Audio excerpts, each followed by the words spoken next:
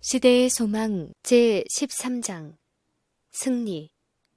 이에 마귀가 예수를 거룩한 성으로 들여다가 성전 꼭대기에 세우고 가로되 내가 만일 하나님의 아들이여든 뛰어내리라. 기록하였으되 저가 너를 위하여 그 사자들을 명하시리니 저희가 손으로 너를 받들어 발이 돌에 부딪히지 않게 하리로다 하였느니라. 사단은 이제 예수님을 그분 자신의 입장에 서서 대하려고 생각한다. 이 간교한 원수는 하나님의 입장에서 나온 말씀을 직접 제시한다. 그는 여전히 광명한 천사처럼 나타나 그가 성경에 정통하며 기록된 글의 의미를 깨닫고 있다는 것을 명백히 드러낸다. 예수께서 전에 당신의 믿음을 확증하기 위하여 하나님의 말씀을 사용하셨던 것처럼 이제는 유혹자가 자신의 기만을 가리기 위하여 그것을 인용한다.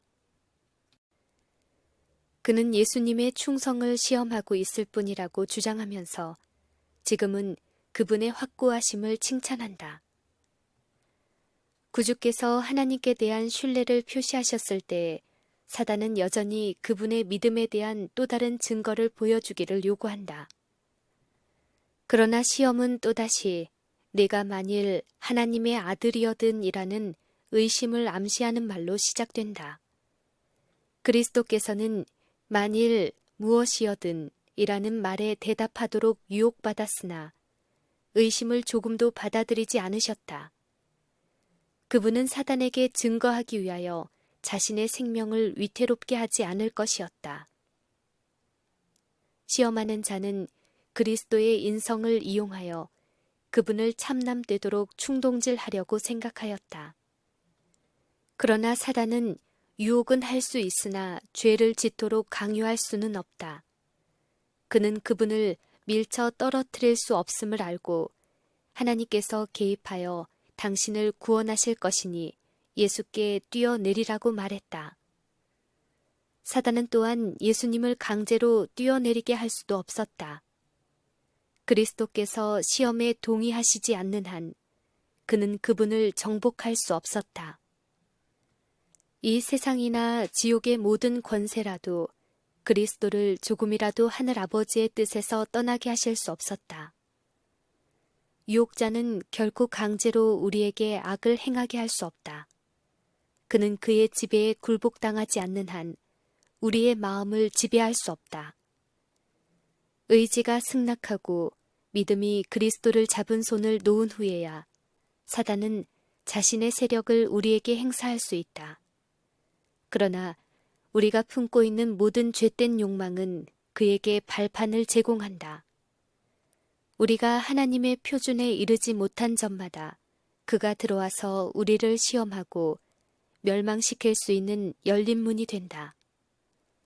우리가 실패하고 패배를 당할 때마다 그에게 그리스도를 비방할 기회를 제공하게 된다. 저가 너를 위하여 그 사자들을 명하시리니 라는 약속을 인용하면서 사단은 내 모든 길에 너를 지키게 하심이라는 말씀. 다시 말해서 하나님께서 택하시는 모든 길에서라는 말씀을 생략했다. 예수께서는 순종의 길에서 벗어나기를 거절하셨다. 예수께서는 하늘 아버지에 대한 완전한 신뢰를 드러내는 한편 당신을 사망에서 구원하기 위해 아버지의 간섭을 불가피하게 만드는 그런 처지에 자신을 두지 않으실 것이었다. 그분은 하나님께서 어쩔 수 없이 당신을 구출하게 하심으로 사람에게 신뢰와 복종의 모본을 보여주는 데 실패하기를 원치 않으셨다. 예수께서 사단에게 또 기록되었을 때 주 너희 하나님을 시험하지 말라 하였느니라 라고 선언하셨다. 이 말씀은 이스라엘 백성이 광야에서 목이 말라서 모세에게 물을 달라고 요구하면서 여호와께서 우리 중에 계신가 아닌가 하고 부르짖었을 때에 모세가 한 말이다.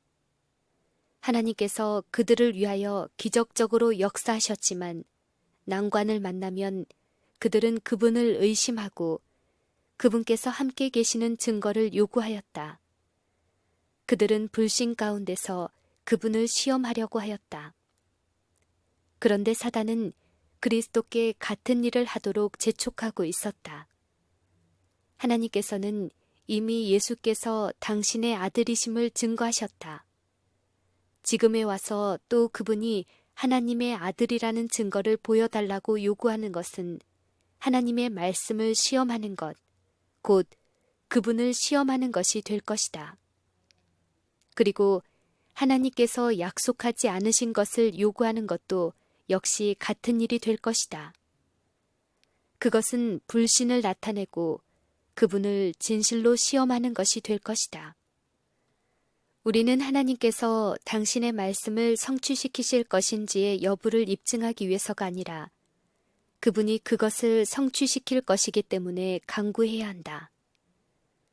그분이 우리를 사랑하시는지를 입증하기 위해서가 아니라 우리를 사랑하시기 때문에 간구해야 한다. 믿음이 없이는 기쁘시게 못하나니 하나님께 나아가는 자는 반드시 그가 계신 것과 또한 그가 자기를 찾는 자들에게 상 주시는 이심을 믿어야 할지니라. 그러나 믿음은 조금도 추측과 관련이 없다.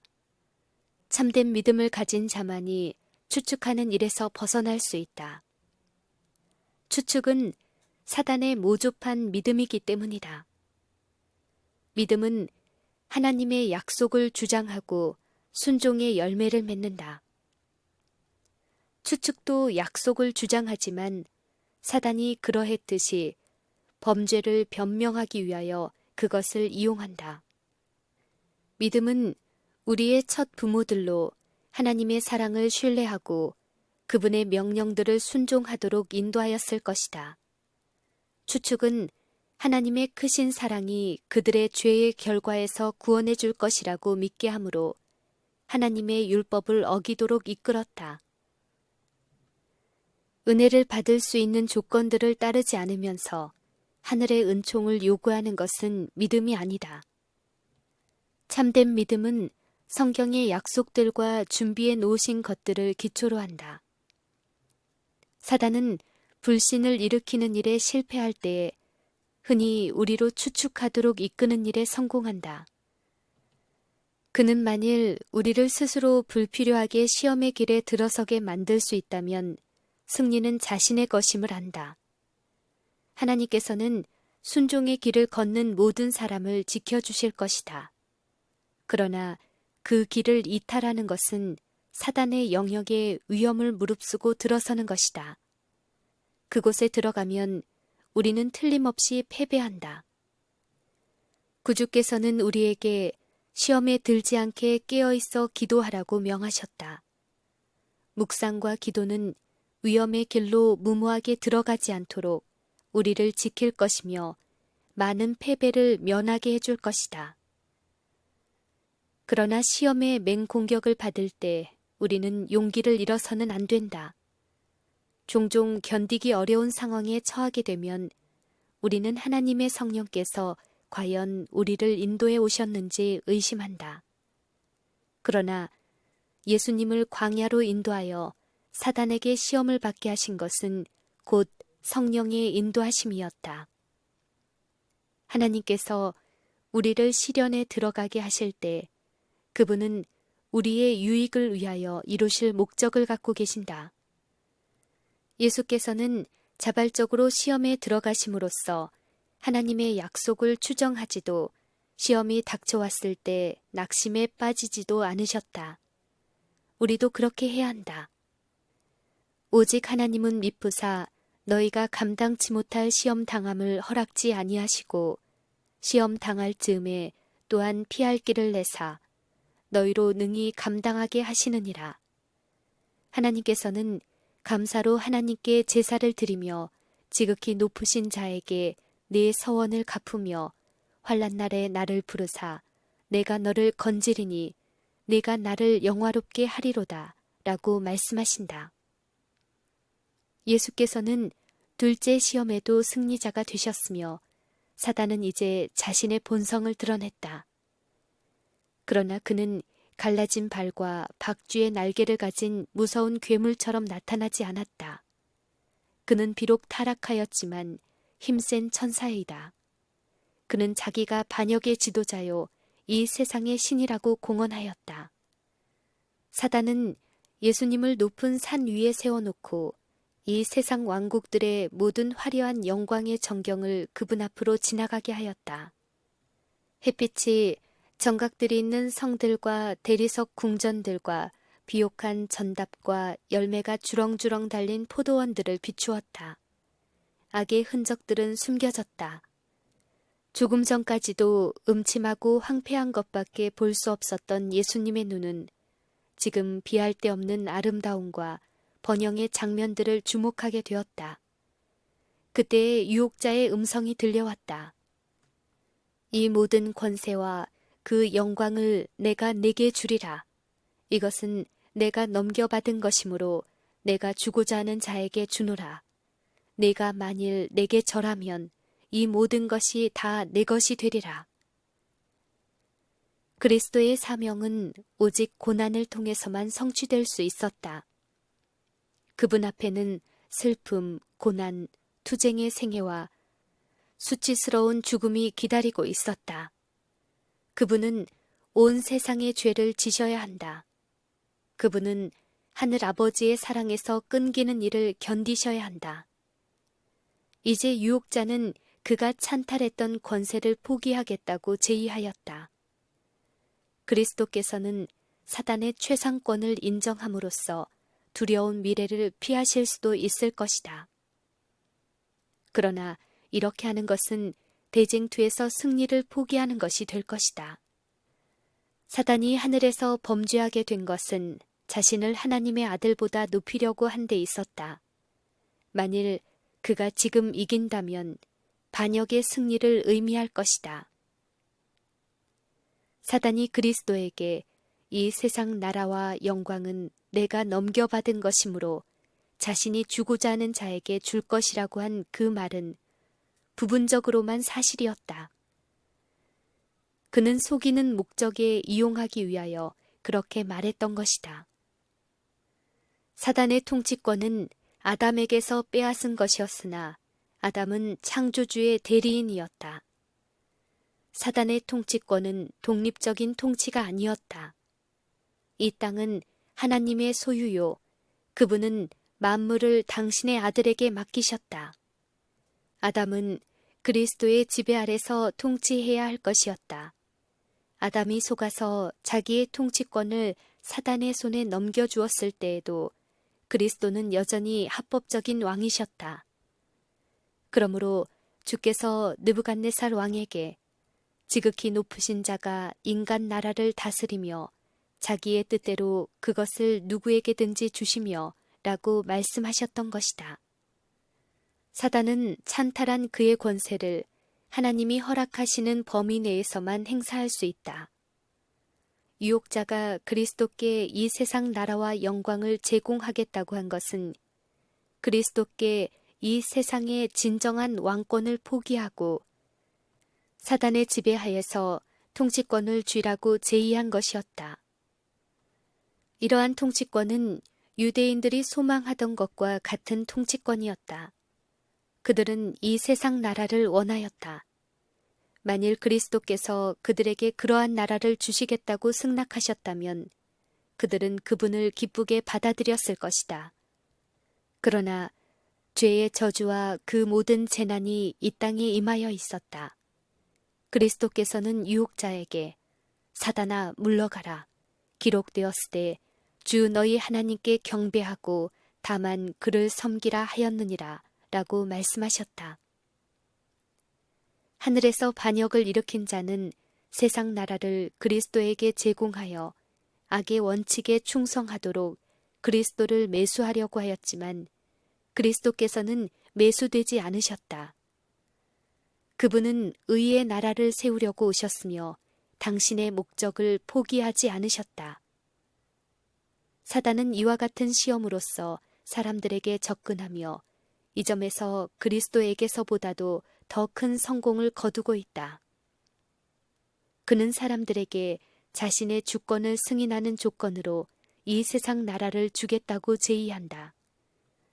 그는 사람들이 성실을 희생하고 양심을 무시하며 이기심에 빠지도록 요구한다. 그리스도께서는 사람들에게 먼저 하나님의 나라와 그분의 의를 구하라고 분부하신다. 그러나 사단은 그들 곁에 따라다니면서 이렇게 말한다. 영생에 관한 것이 사실이라 할지라도 이 세상에서 성공하려면 나를 섬겨야 한다. 너희의 행복은 나의 수중에 있다. 나는 너희에게 재물과 쾌락과 명예와 행복을 줄 수 있다. 나의 권고를 들으라. 정직이나 자아희생 등과 같은 별난 사상에 마음을 빼앗기지 말라. 내가 너희 앞에 길을 예비하여 주리라. 이런 유혹에 많은 무리가 속임을 당한다. 그들은 자신을 섬기기로 승낙하고 사단은 만족해한다. 사단은 세상 지배권에 대한 희망으로 사람들을 유혹하면서 한편으로 영혼에 대한 지배권을 확보한다. 그러나 그는 자기의 것도 아닐 뿐만 아니라 오래지 않아 빼앗기게 될 이 세상 나라를 주겠다고 제의한다.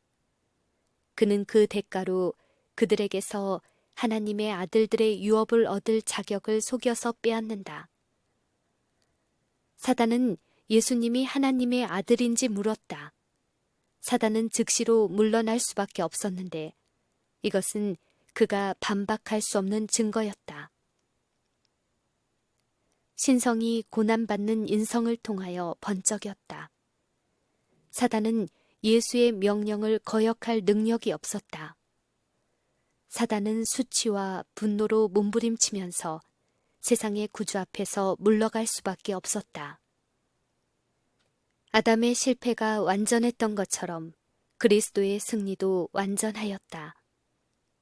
그와 같이 우리도 시험에 대항하여 사단을 우리에게서 떠나가게 할 수 있다.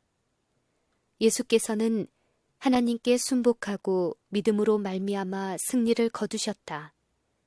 그분은 사도를 통하여 우리에게 이렇게 말씀하신다. 그런즉 너희는 하나님께 순복할지어다. 마귀를 대적하라. 그리하면 너희를 피하리라. 하나님을 가까이 하라.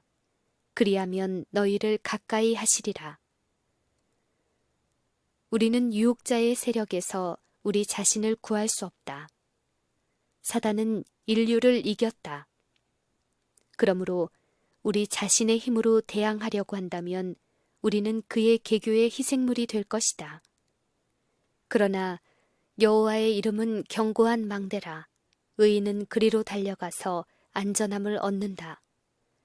사단은 이 능력 있는 이름 안에서 피난처를 구하는 가장 연약한 자들 앞에서 떨며 도망한다. 마귀가 떠난 후에 예수께서는 얼굴이 사색이 되신 채 기진맥진하여 땅에 엎어지셨다. 하늘의 천사들은 그들이 사랑하는 사령관께서 우리 인류에게 피할 길을 열어놓으시기 위하여 말할 수 없는 고통을 겪은 그 무서운 투쟁을 목도하였다. 그분은 시험을 이기셨는데 이 시험은 우리가 장차 당할 어떤 시험보다도 더 큰 시험이었다. 이제 천사들은 죽어가는 사람처럼 엎어진 하나님의 아들에게 수종들었다. 그분은 먹을 것을 취하심으로 원기를 회복하셨고 아버지의 사랑의 기별과 온 하늘이 그분의 승리로 기뻐한다는 보증을 듣고 위로를 받으셨다. 생기를 다시 회복하자 그분의 넓은 마음은 인류를 위한 동정을 쏟아낸다. 그분은 당신이 시작한 사업을 완수하기 위하여 일어나셨다.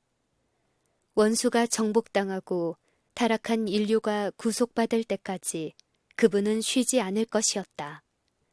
구속받은 자들이 하나님의 보좌 앞에 구주와 함께 설 때까지는 우리의 구속을 위하여 치러진 대가를 깨달을 수 없다. 영원한 본향의 영광이 우리의 황홀해진 감각 앞에 나타나게 될 때 우리는 예수께서 이 모든 것을 우리를 위하여 버리고 하늘 궁전을 떠나셨을 뿐만 아니라 우리를 위하여 실패와 영원한 상실의 위험을 무릅쓰셨다는 것을 기억하게 될 것이다. 그때 우리는 우리의 면류관을 그분의 발 앞에 던지고 죽임을 당하신 어린 양이 능력과 부와 지혜와 힘과 존귀와 영광과 찬송을 받으시기에 합당하도다 라고 소리 높여 노래 부를 것이다.